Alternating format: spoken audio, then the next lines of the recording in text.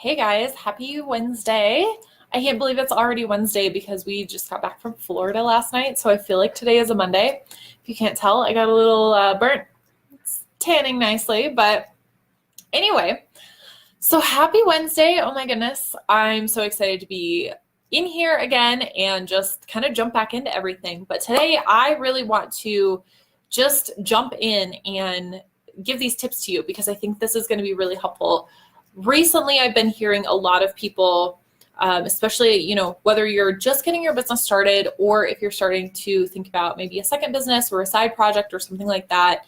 I've been hearing a lot of people just overwhelmed on how many things they have on their to-do list, what they need to be like, just questioning what do they need to be focusing on? How do they know what they should be focusing on and how to really move the needle forward? So today I want to talk about that and give you my 3 top tips to really just shift your business and actually move it forward instead of doing all the things that you think you need to do, but you probably shouldn't be working on.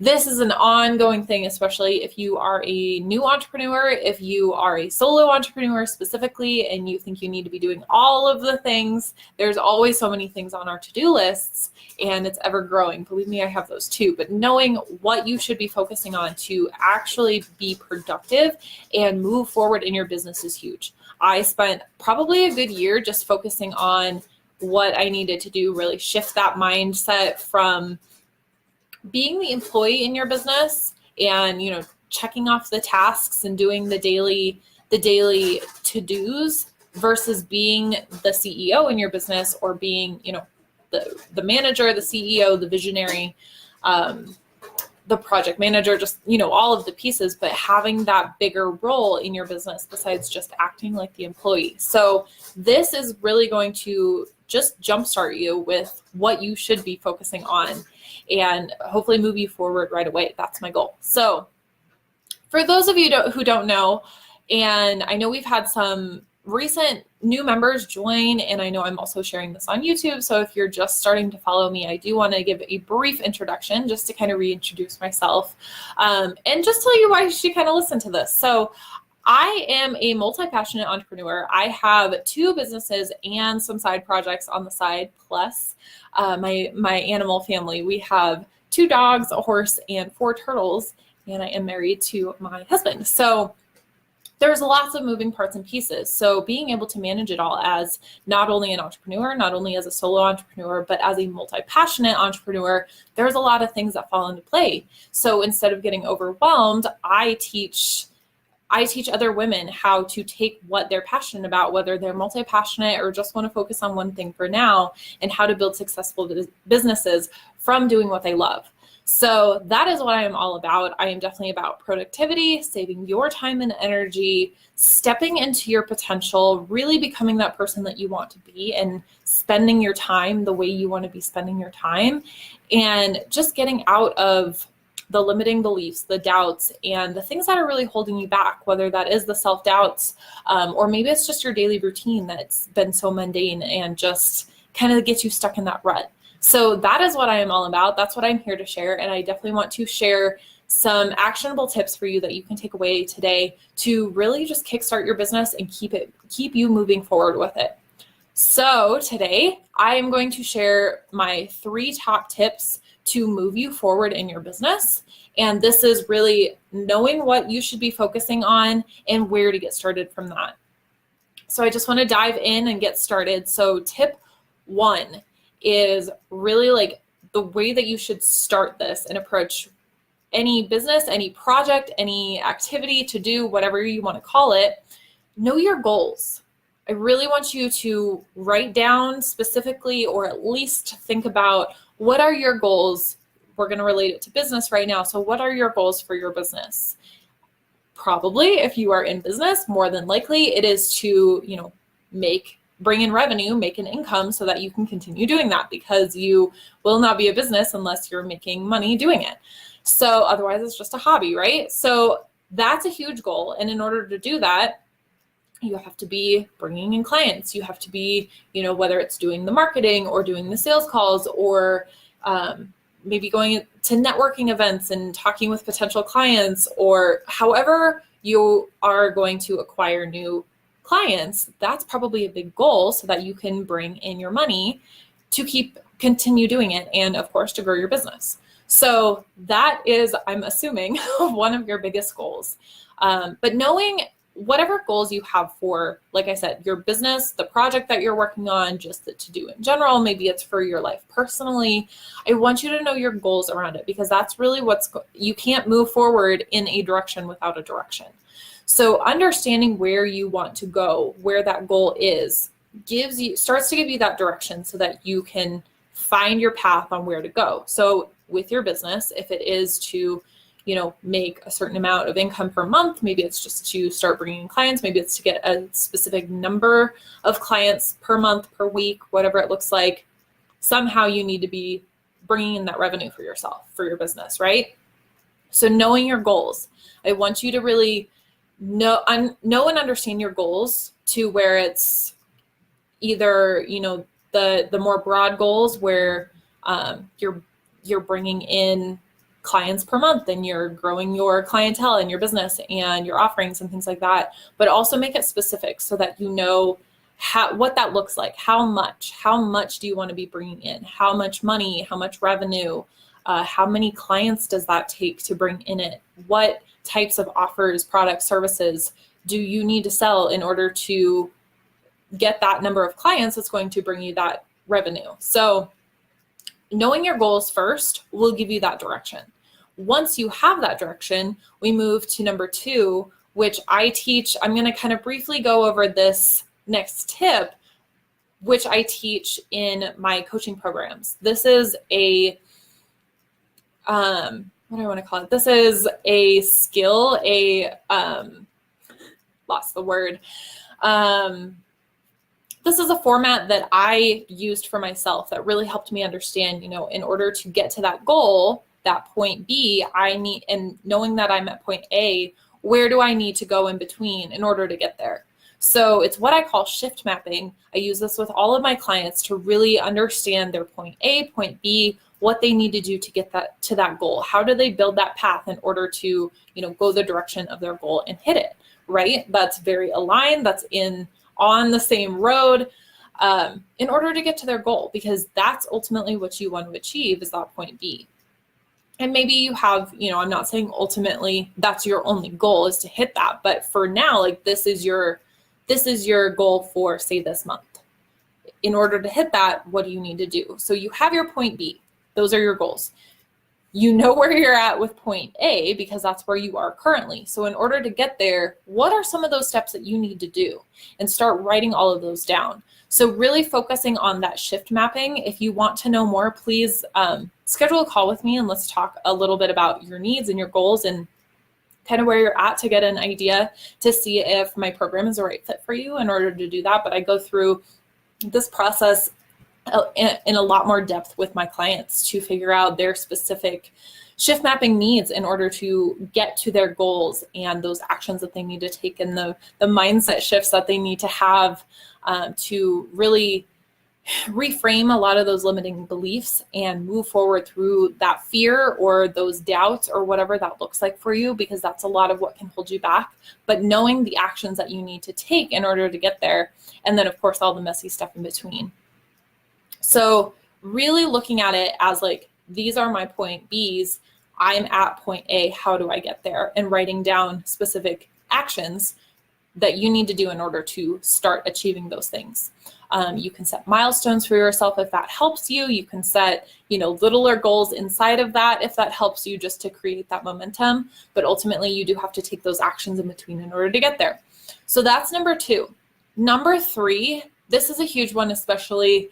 It can be so simplified to where you might forget it, but it's so, so important, especially as a solo entrepreneur, a business owner, someone who's doing all of the things, whether that's in your household, in your personal life, or in your business, in your projects, maybe it's in your corporate life, maybe this is for things at work. It's such a good practice to have. So number 3 is basically knowing that whatever you need to say yes to. So there's a specific action that you need to take, part of that shift mapping, there's specific actions that you need to take in order to get to your goal. There's things that you have to say yes to. And in that, you have to say no to other things in order to say yes to that. So a lot of you might know this as opportunity cost, kind of weighing that, if I pick this, what am I saying no to? What am I leaving out? What am I going to miss out on? Things like that. You have to weigh those to see if, which choice you should do based on those opportunity costs. Another way I like to look at it is just knowing your boundaries and setting your boundaries for yourself personally, especially if you are a women entrepreneur and you do all the things in your business and you do a lot of the things at home, especially if you're a people pleaser like I was. This can be very, very draining, but it's very common, especially in women, that we try to say yes to everyone. We're very reactive because we want to help people, whether it's a family member, a friend, a coworker, a manager, whoever that person is. You want to be able to help them. You want to say yes to them. But when you say yes to something, regardless of what it is, you do have to say no to something else. So even if it's just saying yes to meeting a friend for coffee, you are saying no to probably many other things, but at the very least, you're saying no to yourself to have time to yourself, or time to work on your business, or time for other things. Like, there's other things that you could be doing during that time that you're saying no to potentially in order to say yes to someone else. So I want to make that clear, because I feel like there's so many of us, again, women entrepreneurs specifically, who that's very hard for, or you try to say yes to way too many things, and that's where you get overwhelmed. Well, let me tell you, being multi-passionate and having many different projects, I have to constantly weigh my choices and realize what I'm saying yes to, or because I'm saying yes to so many things, being multi-passionate, that I need to say no to so many more things, because there's so many other things that show up when I'm saying yes to so many more other things. I hope that makes sense, but you're always saying no to something when you say yes to something else. And that's a good way to look at it, because you know that by saying yes to that, by doing that action, by meeting that friend for coffee, by scheduling, whatever it is in your business, personal life, whatever, you don't get that time back. And I want to scare you out of that. I just want you to make conscious, be very intentional and conscious about how you're spending your time, what you're saying yes to, what you're accepting, what you book on your calendar, because you do have to say no to those other things. And those three things can really move your business forward, but more so that last piece, because when you're outlining, you can make action plans all day. And again, this is huge parts of what I go through, what I take my clients through with their action plans, because it's so not about just the action plan. As helpful as that is to see on paper, that's not the hard part. That is the easy part. You can write the best action plan in the world, and if you have stuff that's holding you back, if you have doubts, if you have limiting beliefs, if you have things that you don't know you're afraid of yet, just the way that you get in your own way, you won't actually take that action. So the action plan is completely useless. If you don't understand that you have to say yes to those things on your action plan, and therefore you have to say no to these other things, but instead you're trying to do all of the things, you're trying to say yes to all the things, you're not going to move your business forward or move forward in your goals in general, because you're not saying no to those other things. You're not allowing yourself to say yes to the things that you have to do to move your business forward or move your goals forward, because you're trying to say yes to everything. So I want to make that super clear, because that number 3, like I said, it can be very simplified to the point where you don't even think about it, but it can be really detrimental, if I could talk, to your success, to actually taking the action that you need to take in order to move forward. So play with that one a little bit, whether you journal on it, whether you just take some time to think about it, or maybe you write it on a sticky note. So when you're making decisions, you can weigh that. What am I saying no to if I say yes to this? Because you have to make that commitment in order to really say yes to those actions that you actually have to do in order to move you forward. So those are my 3 tips. I know that was very quick, and I hope that you do take that into consideration and really go through those 3 things, especially, like I said, number 3, because even though it seems so simple, it's something that we don't do on a daily basis until you really get into that practice and train yourself on those. So I'd love to know your thoughts. What questions do you have? What do you think about, like, just hearing about, what I say yes to, I have to say no to something else? Like, what comes to mind when you're thinking about that? Is that something you've thought of before? Is that like, oh my gosh, that's a whole new idea. Like, I never thought about it that way. How does that change your perspective on what you're going to do moving forward, or the things that you need to do, but maybe you haven't yet? And maybe that's why. I would love to know, because some of those realizations really help you move forward, because you're more aware of what you're actually doing instead of what you think you're doing, which is working on your goals. But usually you're doing a lot of other things that aren't going to move you forward. So really dig into those. Please, please, please reach out. Let me know what questions you have. I would love to talk to you. If you really want to get, more, you want to get deeper into this process and really figure out what your action plan looks like, what that shift mapping looks like, diving through all of the mindset stuff to really move you forward, and weighing your opportunity costs, saying yes and no, things like that. I would love to talk to you, because this is what I do with my clients in my 3-month program. I think my brain's still in vacation mode a little bit. I can't talk. But I would really love to talk to you about this Meant for More program. It is related to, especially if you have a business going, but I've definitely opened it up to other, if you have big goals for yourself, I want to talk to you, because this can be applied to just big goals that you push yourself. You really have to step into a new version of you in order to achieve, because it's something you've never done before. And that can be really hard and really scary. And a lot of the times we start out the year thinking we're going to, really go gung-ho with our big goals and all of these things we have planned for ourselves for the year. And we get so sidetracked by a lot of these other things that we're saying yes to, and realize that we end up saying no to a lot of the actions we need to take in order to reach those goals.